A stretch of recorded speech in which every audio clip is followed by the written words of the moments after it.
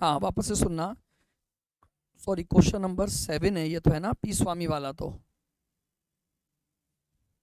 हाँ तो question number 7 पे आओ पहले। 7 ही खुला हुआ है मेरे पास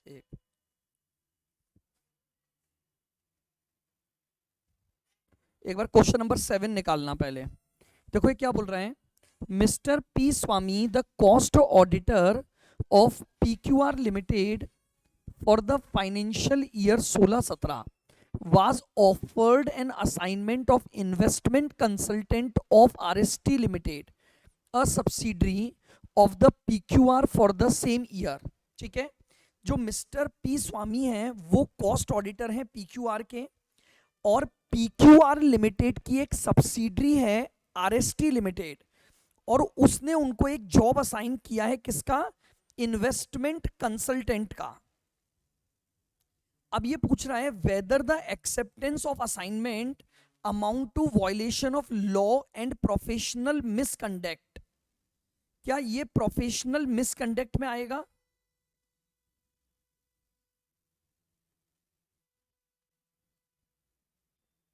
अच्छा लेकिन है ना, अब ये इसमें तो वो पॉइंट भी आ गया।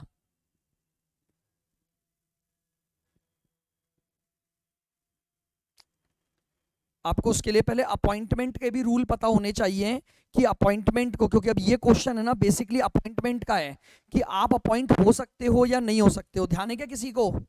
सेक्शन कौन सा है लॉ का? 141, एलिजिबिलिटी क्राइटेरिया ऑफ कॉस्ट जो ऑडिटर होते हैं। क्या एक कॉस्ट ऑडिटर उसकी सब्सिडरी कंपनी के कोई वर्क को ले सकता है क्या?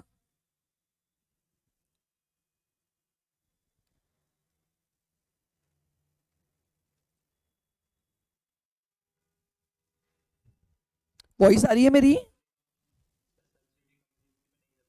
हाँ नहीं ले सकता ना। तो 141 में क्या है, ये बता हुआ है कि जब, बिल्कुल, जब तक वो कॉस्ट ऑडिटर है, तो कॉस्ट ऑडिटर है तो क्या होगा, वो इस तरह का असाइनमेंट उसकी सब्सिडरी कंपनी का एक्सेप्ट नहीं कर सकता।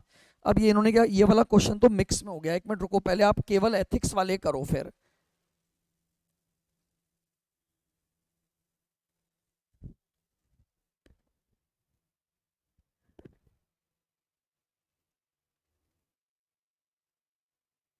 हाँ जी, ये वाला देखो आप, क्वेश्चन नंबर 4, ये आपका प्रॉपरली जून 2018 का जो क्वेश्चन है, प्रोफेशनल मिसकंडक्ट पर है, मिक्स नहीं है किसी से।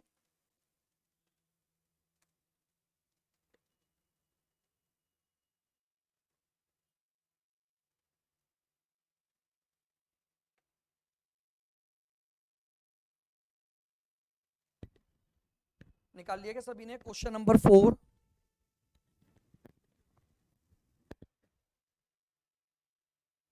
देखो ये क्या बोल रहे हैं, explain whether the following activities amount to professional misconduct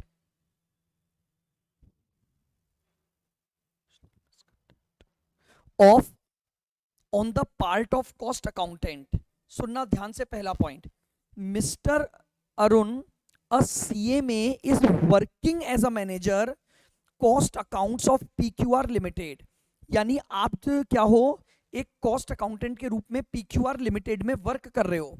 he accept 10% of profit from his friend Mr. Raju, a lawyer and a legal consultant of PQR Limited. He is doing the job on a retainership basis। बताइए क्या करोगे इसमें?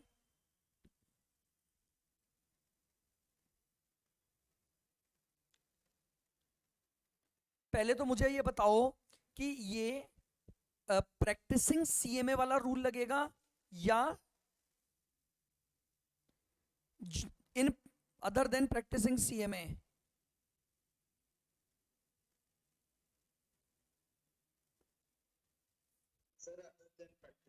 बिल्कुल ठीक, यानी schedule 1 part 2।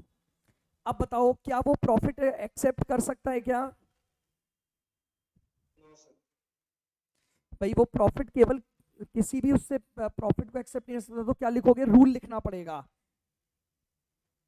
अब rule में क्या लिखोगे, आपको वो पूरी लाइन लिखनी पड़ेगी। देखो वैसे तो लिखने का तरीका क्या है,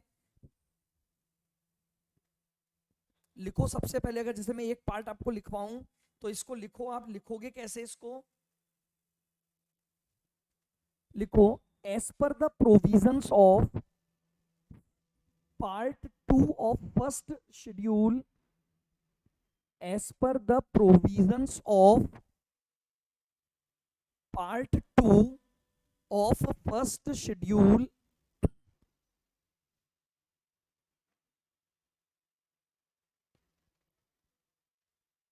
a cost accountant in service, a cost accountant in service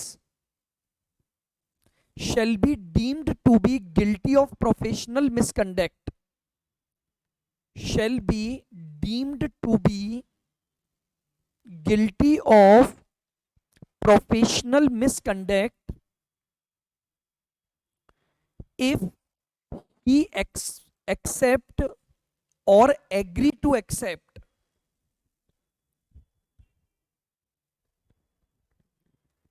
if he accept or agree to accept any part of profit, any part of profit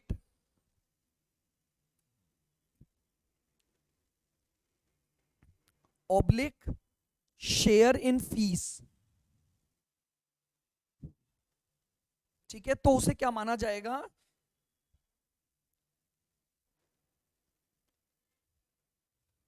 share in fees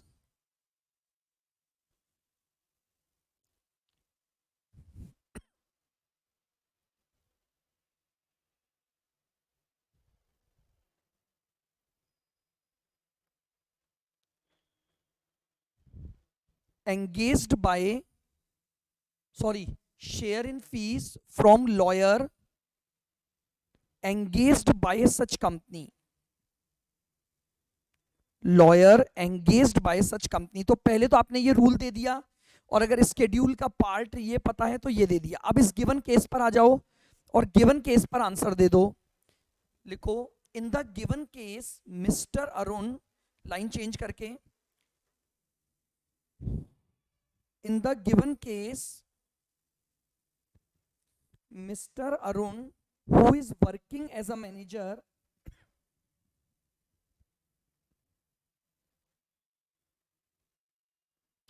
accept 10% profit, who is working as a manager accept 10% of profit from Raju,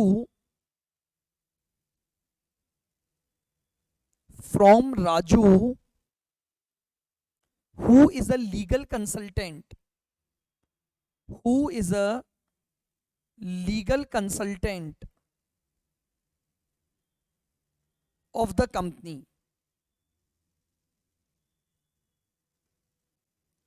hence this is covered under professional misconduct, hence this is covered under professional misconduct। हम इसको कहां रखेंगे, professional misconduct में रखेंगे।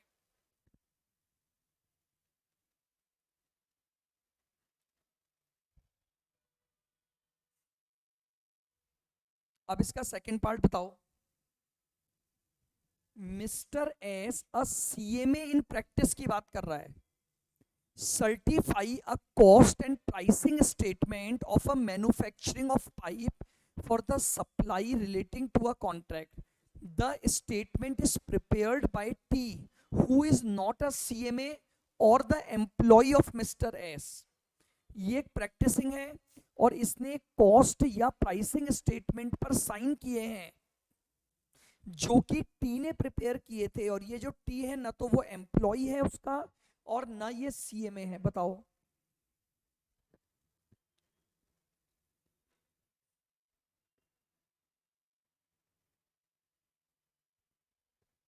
कर सकता है क्या? किस नहीं कर सकता ना। किसी भी कॉस्ट या प्राइसिंग स्टेटमेंट पर वो तब तक साइन नहीं करेगा जब तक कि वो उसके द्वारा या सीएमए के द्वारा या उसके एम्प्लॉय के द्वारा प्रिपेयर्ड नहीं हो तब तक वो उस पर साइन नहीं कर सकता। अगर करता है तो ये प्रोफेशनल मिसकंडक्ट में आ जाएगा। कौन से स्केड्यूल में आता है ये? Second schedule. तो लिख दो। अगर स्केड्यूल नहीं भी ध्यान रहे ना तो आप तो सीधे भी लिख सकते हो, as per the provisions of code of ethics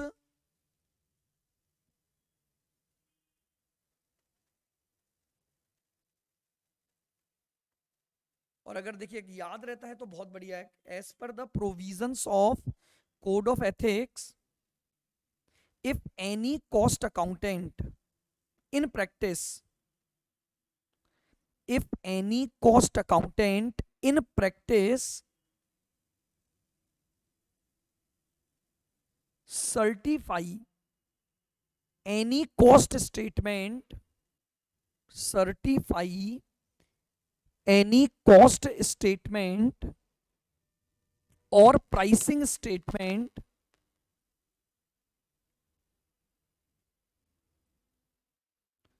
which is not prepared, which is not prepared by him or another CMA or his employee, or his employee,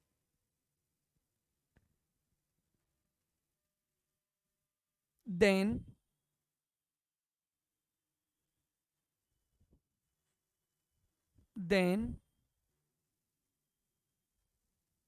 he shall be deemed to be guilty of professional misconduct. He shall be deemed to be guilty of professional misconduct. अब इस given case में पूरी line वापस से लिख दो कि भाई उसने एक ऐसे स्टेटमेंट को सर्टिफाई कर दिया जो मिस्टर टी ने बनाया, जो कि ना तो उसका एम्प्लॉय था और ना कोई सीएमए था, तो hence this will amount to professional misconduct. लिखो अपनी लैंग्वेज में लाइन। पहले तो स्केड्यूल का रूल देना है और उसके बाद एक पर्टिकुलर केस का व्यू पॉइंट आपको लिखना है बस, कि भाई इन the given case mister S certify the cost and pricing statement which is not prepared by him and Mr. and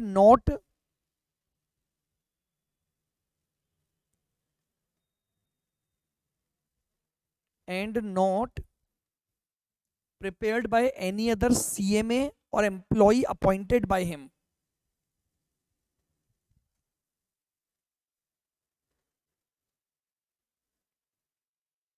Hence this will amount to professional misconduct. Hence this will amount to professional misconduct.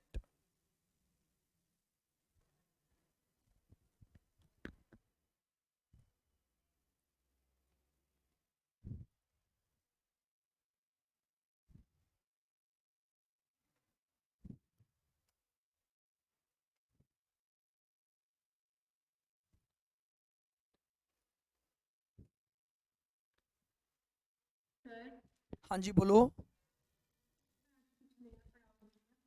नहीं बस इन्हीं का discussion हो रहा है ना। Okay, अब मुझे बताओ फिफ्थ का क्या आंसर लिखोगे? पढ़ो एक बार क्वेश्चन नंबर 5।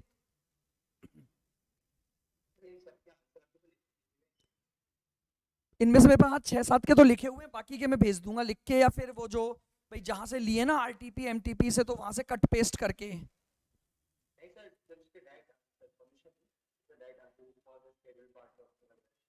नहीं पूरे ही मिलेंगे वो तो, फिर पूरे कंप्लीट ही।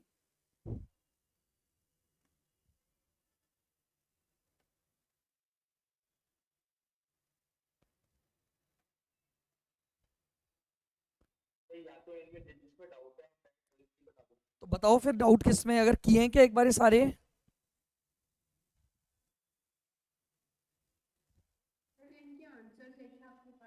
आंसर तो मैं भेज दूंगा, मुझे वो कट करने पड़ेंगे एक्चुअली में, जो जहां से आरटीपी एमटीपी से लिए ना भाई, कुछ के तो लिखे हुए हैं जो बच्चों ने मतलब लिखे थे ना पिछली बार की क्लास में, तो वो तो प्रॉपर लिखे हुए हैं, दो चार नहीं है उसमें, तीन या चार नहीं है, तो वो उसको मैं कट करके और फिर फाइल भेज सकता हूँ आपको पूरी। हाँ आज, लेकिन फिर मैं रात तक ही सेंड कर पाऊंगा, क्योंकि अभी फिर वहां जाना रहेगा ना, तो उसके बाद फंक्शन है ना वहाँ पे। सर मेरे को क्वेश्चन नंबर 8 पे एक चीज बता दो। उसमें ये तो पता है कि शेड्यूल सेकंड पार्ट पास कर रहा है, हाँ उसमें जो पनिशमेंट है उसका क्या है? एक सेकंड,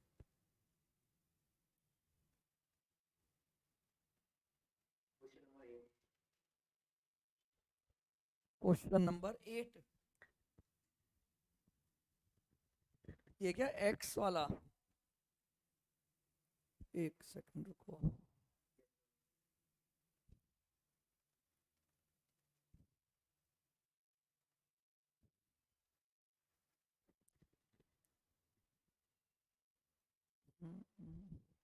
ये जो वेरियस पेपर्स,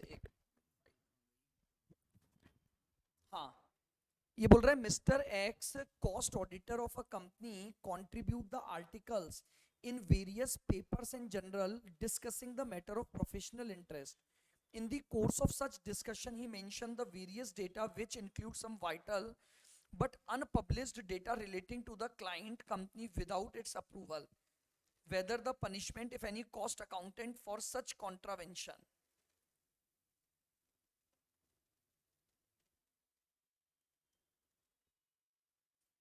बताओ क्या प्रोफेशनल मिसकंडक्ट होगा? हाँ, शेड्यूल सेकंड पार्ट सेकंड। अब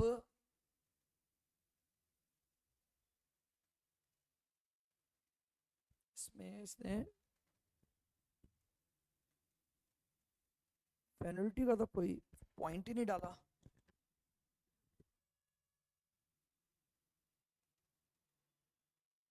नहीं तो बस वो तो यही पूछ रहा है if there is a punishment of the,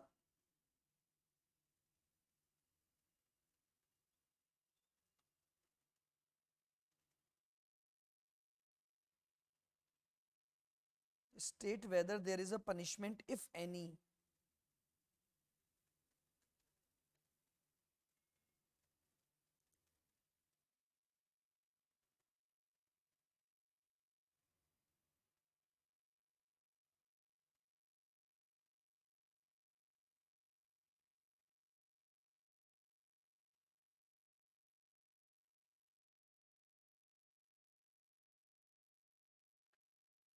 actually में ना इसमें कोई पनिशमेंट का तो कोई मॉड्यूल में भी नहीं लिखा कुछ, बस इसमें लिखा है कि हाँ he shall be liable for punishment बस, क्योंकि it will be covered under professional misconduct.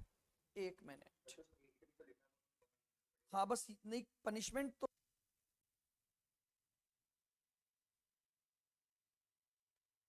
है, उसमें भी यही लिखा हुआ है मैंने अभी, हाँ एग्जाम में आया हुआ है, सजेस्टेड में भी यही लिखा है, बस कोई पनिशमेंट का अमाउंट नहीं दे रखा, क्योंकि ऐसा कोई फिक्स्ड है ही नहीं ना। एज पर प्रोफेशनल मिसकंडक्ट आपके ऊपर क्या पनिशमेंट लगेगा? प्रोफेशनल मिसकंडक्ट में कुछ भी नहीं है इसमें, बस केवल आंसर में भी सजेस्टेड में भी यही लिखा है कि इसे प्रोफेशनल मिसकंडक्ट माना जाएगा अंडर द मतलब सीएमए एक्ट 1959 के तहत, क्योंकि आपने क्या किया है कि प्रिंसिपल ऑफ कॉन्फिडेंस जो है वो भी ब्रीच किया है, आपने एक अपने क्लाइंट की परमिशन के बिना उसकी इंफॉर्मेशन को क्या कर दिया, डिस्क्लोज कर दिया है, तो it will amount to professional misconduct and hence liable for punishment. But ये नहीं बताया कि what will be the punishment amount.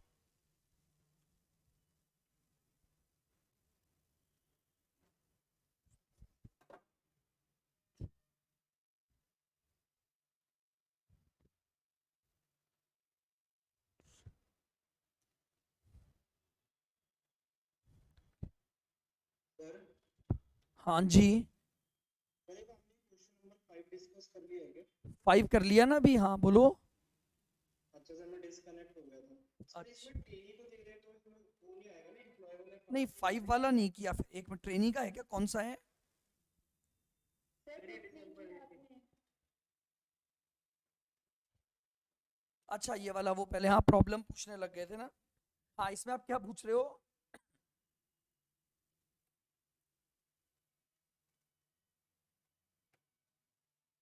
हाँ ये बोल रहा है in addition to the stipend, यही वाला ना कि 10% ऑफ द ऑडिट फीस। बताओ क्या होना चाहिए?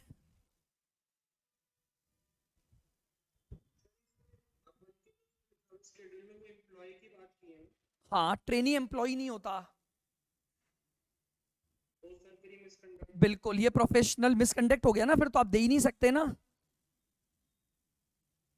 Yes sir yes. भाई आप अपने भाई एक्चुअली में इसने बोला कि आपका ट्रेनी था, आप इसे हाँ अगर मान लो अगर आपको इसको देना ही था ना 10% मान लो, तो आपको 10% ऐसे नहीं बोल के देना था, आपको एक लमसम अमाउंट या स्टाइफंड में ही जोड़ना चाहिए था। भाई रूल ये बोलता है कि आप अपने ट्रेनी को नहीं दे सकते।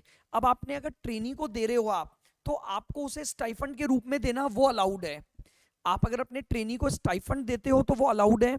अब अगर आप उसे प्रॉफिट का हिस्सा भी या फीस का हिस्सा देना भी चाहते हो ना, तो आपको वो एज अ स्टाइफंड बोल के देना पड़ेगा। आप स्टाइफंड बढ़ा दो और स्टाइफंड के रूप में दे दो, लेकिन इस रूप में जैसा इसने क्वेश्चन में लिख के दिया आपको कि आपने ये बोला है एग्री किया है कि आप ऑडिट फीस का 10% अपने ट्रेनी को दे दोगे, तो ये प्रोफेशनल मिसकंडक्ट में आएगा आपका। सर लेकिन इसमें बात एम्प्लॉय एम्प्लॉय एम्प्लॉय की हुई है ना, मतलब खाली हाँ बिल्कुल एम्प्लॉय की हुई है। जो अपन का शेड्यूल है सर। नहीं लेकिन उसमें भी रूल ये है कि एम्प्लॉय से बिजनेस लोगे, उसे आप फीस का हिस्सा शेयर नहीं कर सकते, वो तो अलाउड ही नहीं है। अगर एम्प्लॉय को भी आपने कवर किया है, देखो ट्रेनी तो अगर ट्रेनी को देना है तो स्टाइफंड के रूप में दो, एम्प्लॉय को देना है तो सैलरी और बोनस के रूप में दो। एक्चुअली में प्रोफेशनल एथिक्स का रूल ये था कि आप अपने एम्प्लॉय से बिजनेस तो ले सकते हो अगर वो आपका एम्प्लॉय है तो, लेकिन आप किसी भी ऐसे पर्सन के साथ अपनी फीस शेयर नहीं कर सकते जो या तो मेंबर नहीं हो, आपका मतलब सीएम इन प्रैक्टिस नहीं हो, या आपका एम्प्लॉय ना हो। तो एम्प्लॉय के साथ भी रूल तो ये होता है कि आप उसे सैलरी ज्यादा दे दो या उसको बोनस के रूप में दे दो अगर देना ही है तो। लेकिन जो लाइन ये लिख रहा है ना कि मैं ऑडिट फीस का परसेंट शेयर करूंगा, तो ये शेयर करना तो पार्टनर होना चाहिए वो आपका, तभी अलाउड है बस। खाली उसके साथ ही कर सकते हैं। बिल्कुल दूसरा सीएमए इन प्रैक्टिस या पार्टनर हो आपका, या कोई deceased person of the partner हो, फीस को उसी के साथ शेयर किया जा सकता है। फीस की और प्रॉफिट की शेयरिंग अलाउड ही नहीं है।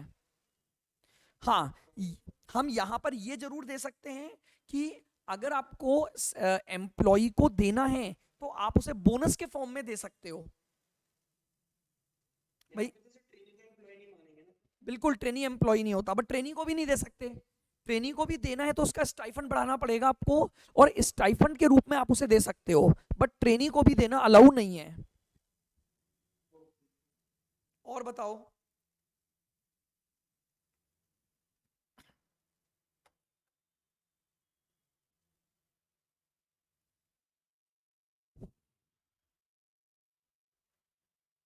सर इसके बाद ये सिक्स्थ वाला भी एक बार देख लेना। हाँ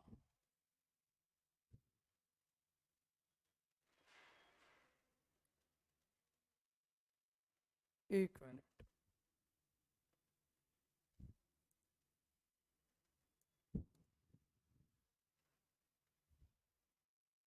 देखो सिक्स सिक्स वाले में क्या बोल रहा है ये,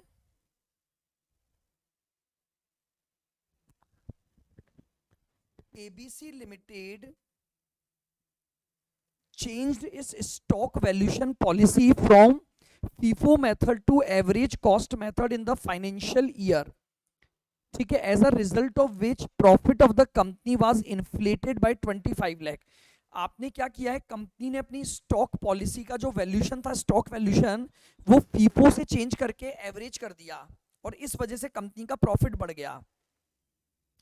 The change in policy and the fact of this additional gain were not disclosed by the company nor the cost auditor in the audit report। तो बताओ क्या ये प्रोफेशनल मिसकंडक्ट की कैटेगरी में आएगा क्या? बताओ क्या पॉइंट था डिस्क्लोजर से रिलेटेड? नॉन डिस्क्लोजर और मटेरियल फैक्ट्स करके है ना फिर। हाँ जी बिल्कुल बिल्कुल। बिल्कुल।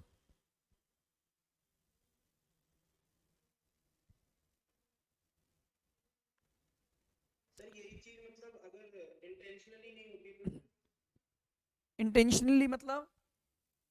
सर जैसे मतलब वो भूल गया करना ये चीज, अब एक्चुअली तो में देखो, जैसे इसके लिए इन्होंने रूल कुछ भी नहीं दिया। अब देखो, वैसे तो ये माना जाता है कि जब आप एक प्रोफेशनल सर्विस दे रहे हो ना, तो आपसे अगर, तो ये उसमें भी आ सकता है कि ग्रॉसली नेग्लिजेंट वाला हो गया। एक पॉइंट पढ़ा था अपन ने, ग्रॉस नेग्लिजेंट। Yes sir. भाई एक्चुअली में देखो, अगर आप भूल गए तो ये आपकी नेग्लिजेंसी थी ना, कि यार आपने एक बहुत बड़े अमाउंट को या बहुत बड़े एस्पेक्ट को, जिससे कंपनी का प्रॉफिट इंक्रीज हो गया, आप उसको मतलब इनकॉर्पोरेट करना भूल गए। तो दोनों ही चीजें हो गई। मतलब अगर, बिल्कुल लाइबल होगा। द रीजन बीइंग, एक्चुअली में दो पॉइंट है इसके। एक तो है कि अगर आपको पता था तो आपको डिस्क्लोज करना चाहिए था, उसमें आप फेल हो गए। या फिर अगर आप पता ही ना लगा पाए तो ये ग्रॉसली नेग्लिजेंट हो गया, कि भाई आप अपनी प्रोफेशनल सर्विसेज को, या जो आपकी ड्यूटीज थी प्रोफेशनल ड्यूटी, उनको आप पूरा करने में आपने क्या कर दिया, नॉट एक्सरसाइजिंग, हम बोल सकते हैं ड्यू डिलीजेंस, या ग्रॉस नेग्लिजेंस का जो पॉइंट था वो आ जाएगा। तो प्रोफेशनल मिसकंडक्ट में तो कवर होगा ये।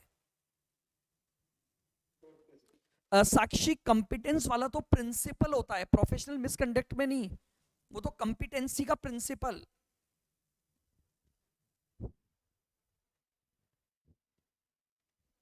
यहां पर पॉइंट, इसने जो क्वेश्चन दिया ना, उस क्वेश्चन में केवल इसने ये बोला है कि आपने डिस्क्लोज नहीं किया अपनी ऑडिट रिपोर्ट में।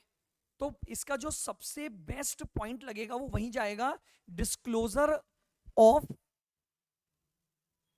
Non disclosure of fact. क्योंकि उसने, आप लिख सकते हो, देखो मैं एक चीज बताता हूं, जब आपको अपना व्यू देना है ना, तो व्यू देने में आप कंपिटेंट का भी लिख सकते हो, लेकिन कंपिटेंट इसलिए नहीं क्योंकि वो कंपिटेंट तो है ही ना। गलती क्या हुई है केवल, कि कंपनी ने और ऑडिटर ने जब कॉस्ट ऑडिट की, तो उसे इस बात का पता लगा कि 25 लाख का फायदा था, लेकिन वो इसकी रिपोर्ट करना भूल गया, उसने इसको डिस्क्लोज नहीं किया। तो ये डिस्क्लोजर्स वाले पार्ट में ही आएगा। क्लियर साक्षी?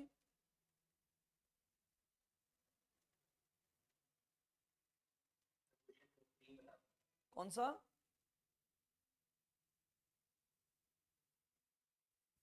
15। 15?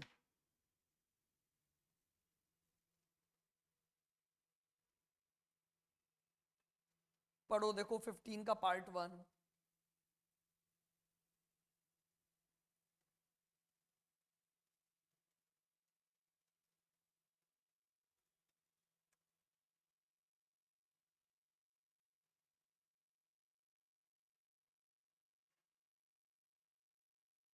देखो ये क्या बोल रहा है, which of the following act amount to professional misconduct on part of practicing CMA. यानी इसने जो पॉइंट बोला है वो किसके लिए एप्लीकेबल किया है, प्रैक्टिसिंग सीएमए के लिए एप्लीकेबल किया है। क्या बोल रहा है ये, x a CMA gives a certificate of cost of production for attaching with a tender for a cost plus contract. उसने क्या किया है, एक कॉस्ट प्लस का टेंडर था, उसके किसी सर्टिफिकेट को सर्टिफाई कर दिया कॉस्ट ऑफ प्रोडक्शन को।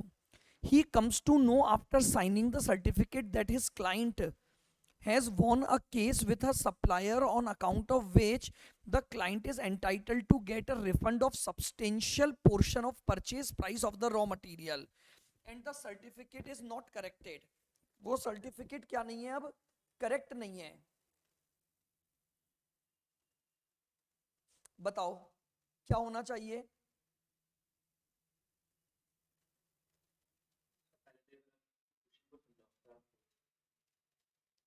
देखो उसने क्या बोला कि आपने क्या किया, एक क्लाइंट था आपका, ठीक है, उस क्लाइंट ने आपको एक कॉस्ट ऑफ प्रोडक्शन का स्टेटमेंट बनाकर दिया था। अब आपने उसको क्या कर दिया, सर्टिफाई कर दिया। अब सर्टिफाई साइन करने के टाइम पर आपको एक बात पता लगी कि ये जो मटेरियल की परचेज करनी थी ना उसको, देखो इसने क्या बोला है, ये जो क्लाइंट है इसने अपने सप्लायर, भाई कॉस्ट ऑफ प्रोडक्शन में मटेरियल कॉस्ट आपका एक मेजर पार्ट होगी कि नहीं होगी? Yes sir.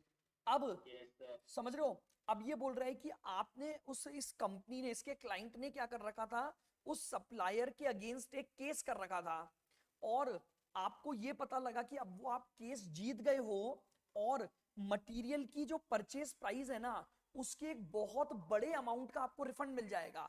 अब आप सोचो, अगर मटेरियल की प्राइस का रिफंड मिल गया तो कॉस्ट ऑफ प्रोडक्शन तो गलत हो गई ना आपकी, चेंज करनी चाहिए आपको।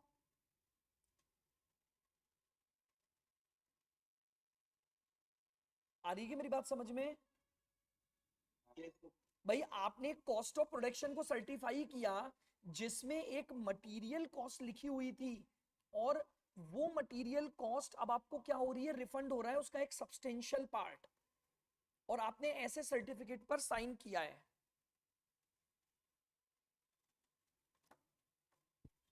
तो ये तो एक बहुत मटेरियल फैक्ट है ना। तो कैसे लिखोगे? आपको ये डिस्क्लोज करना चाहिए था कि नहीं करना चाहिए था? तो ये उसमें भी डाल सकते हो, material fact does not disclose वाले में भी। हाँ, क्योंकि ये भी बहुत इंपॉर्टेंट इंफॉर्मेशन है। बिल्कुल, और आपको ये पता लग गया था कि भाई ऐसा हुआ है। पर साइन करने के बाद पता लगा ना। हाँ तो कोई बात नहीं, तो साइन करने के बाद पता लगा।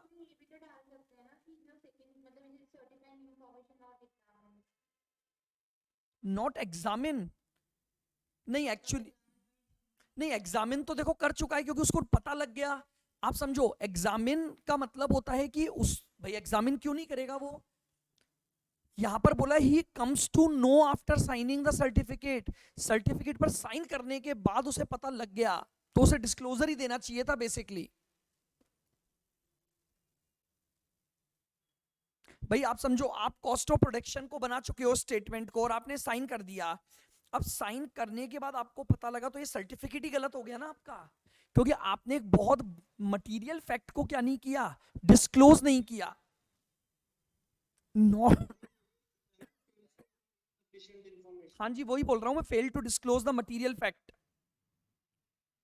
ओके। आप जो बोल रहे हो ना एग्जामिन वाला, एक्चुअली में एग्जामिन नहीं था ये, रीजन बीइंग जब आप ये कॉस्ट स्टेटमेंट बना रहे थे ना, तो आपको पता था कि केस कर रखा है, लेकिन आपको उसका रिजल्ट नहीं पता था, तो आपने तो अपनी कॉस्ट ऑफ प्रोडक्शन को कैलकुलेट कर दिया, तो आपने उसको एग्जामिन किया होगा। लेकिन अब प्रॉब्लम ये हुई कि साइन करने के बाद आपको ये पता लग गया कि भाई नहीं, अब आप केस जीत चुके हो, तो you have to disclose the fact, आपको उस फैक्ट को डिस्क्लोज करना चाहिए था।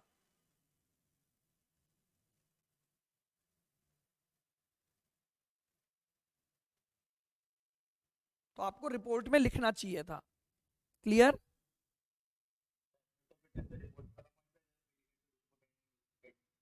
बिल्कुल।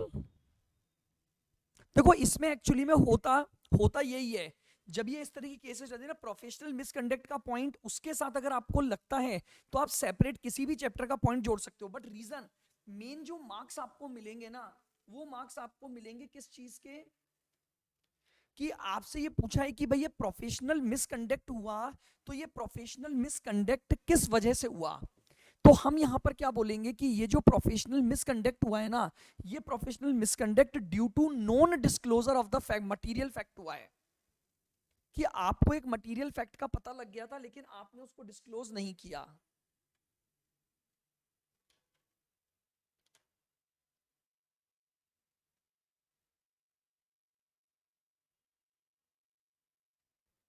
ओ, बिल्कुल बिल्कुल।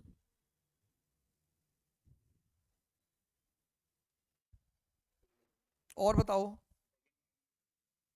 हाँ, अब सेकंड पार्ट में क्या बोल रहा है वो, Y is a share holder in PQ limited holding 100 shares, the company's paid up capital is 5 crore, और X accept a certificate work from the company. ये तो बेसिकली उस पे चले गए अपन। बताओ, सब्सटेंशियल इंटरेस्ट आ गया क्या, पहले ये चेक कर लो। सब्सटेंशियल इंटरेस्ट आता है 20% पर, कि आपके पास 20% हो, 100 ही शेयर है ना, तो नहीं है ना, तो फिर ठीक है, ये प्रोफेशनल मिसकंडक्ट नहीं है अब आपका।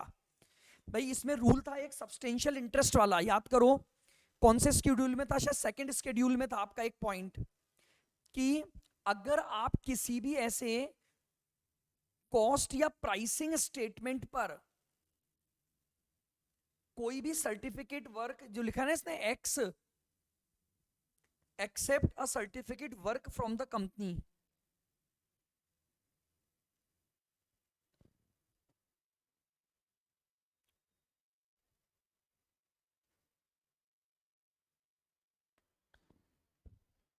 अब इसने ना ये तो रिलेशन ही नहीं दिया कि वो इससे, शायद यहाँ पे y होना चाहिए ना। वही देख रहा हूँ ये x और y क्या हो गया है, तो y होना चाहिए ना, x तो आना ही नहीं चाहिए क्वेश्चन में।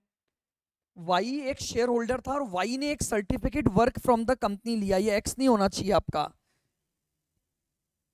क्योंकि भाई सब्सटेंशियल इंटरेस्ट किसके पास देखूंगा, y के पास देखूंगा, तो y के पॉइंट ऑफ व्यू से देखूंगा, तो ये x नहीं है, ये y होगा यहाँ पर।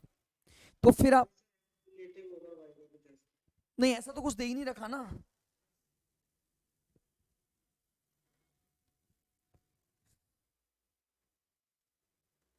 अब ये वो तो खैर कैसे भी मान लो भाई, चाहे ये मान लो कि वहां पर y है, या आप ये मान लो कि y जो है वो x का रिलेटिव है, या कुछ भी है, बट पॉइंट ये था कि सब्सटेंशियल इंटरेस्ट होना चाहिए। अगर सब्सटेंशियल इंटरेस्ट नहीं है तो आप किसी भी प्रकार के सर्टिफिकेट को ले दे सकते हो, वो कोई दिक्कत नहीं है। तो क्या y का सब्सटेंशियल इंटरेस्ट है क्या? तो आपने जो सर्टिफिकेशन का वर्क लिया है ना, सर्टिफाई रिलेशन का वर्क आप ले सकते हो आप। एक्चुअली में पता है इसको क्वेश्चन ही गलत है, ये क्वेश्चन ऐसे होना चाहिए था, Y is a shareholder in PQ Limited holding 100 shares, जिसमें कंपनी की पेड अप कैपिटल है, फिर आएगा Y accept a certification work from the company, और Y ने एक किसी भी स्टेटमेंट को सर्टिफाई करने का काम किया है, वर्क लिया है, कि मैं आपके कॉस्ट स्टेटमेंट को सर्टिफाई करूंगा, या मैं आपके प्राइसिंग स्टेटमेंट को सर्टिफाई करूंगा, सर्टिफिकेशन का वर्क लिया है। तो सर्टिफिकेशन का वर्क आप ले सकते हो अगर आपका या आपके पार्टनर का सब्सटेंशियल इंटरेस्ट ना हो, तब ये क्वेश्चन सही बनेगा। दो जगह गलती है इसमें, एक्स की जगह वाई होना चाहिए, और ये असर्टिफिकेट वर्क थोड़ा सही नहीं है, इसमें सर्टिफिकेशन वर्क होना चाहिए, कि आपने किसी भी कॉस्ट स्टेटमेंट या प्राइसिंग स्टेटमेंट को सर्टिफाई करने का वर्क लिया है, तो वो आप ले सकते हो क्या? ये कौन से ईयर का क्वेश्चन है? ये शायद एग्जाम का नहीं है, ये एमटीपी का होगा, ये किसी चेक करना पड़ेगा, ये एमटीपी का या आरटीपी का क्वेश्चन है, एग्जाम का तो नहीं है। ये लिखा हुआ है क्या मैंने एग्जाम, कुछ नहीं लिखा ना, हाँ तो ये नहीं, ये एग्जाम का नहीं है, ये किसी आरटीपी का होगा। साक्षी अब ये सब्सटेंशियल इंटरेस्ट 26 या 20, ये क्या होता है, मुझे 26 का ध्यान नहीं है भाई, मैं तो अकाउंट्स की टर्म्स में बता रहा हूँ कि मेरे को तो 20 का ध्यान है, सब्सटेंशियल इंटरेस्ट 26 होता है क्या?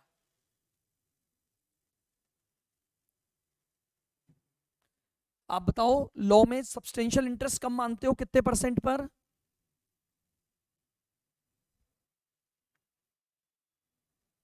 भाई मेरे हिसाब से तो शायद इक्विटी शेयर की अगर पावर आपके पास 20% से ऊपर है तो हम उसे सब्सटेंशियल इंटरेस्ट मान लेते हैं। जहां तक 26% होता है क्या लॉ में? तो मेरे हिसाब से नहीं होता होगा। अब एक्चुअली में इन्होंने यहां पर क्या है, सब्सटेंशियल की डेफिनेशन तो कवर की नहीं है, इन्होंने तो बस ये लिखा कि सब्सटेंशियल इंटरेस्ट नहीं होना चाहिए आपका। एक बार और मैं लॉ वाले से पूछ के बता दूंगा आपको कि यहाँ पर सब्सटेंशियल इंटरेस्ट का मतलब, मेरे को जहां तक ध्यान है 20% ही होना चाहिए। लॉ में भी 26 हो गया है क्या? पहले तो 20 था लॉ में।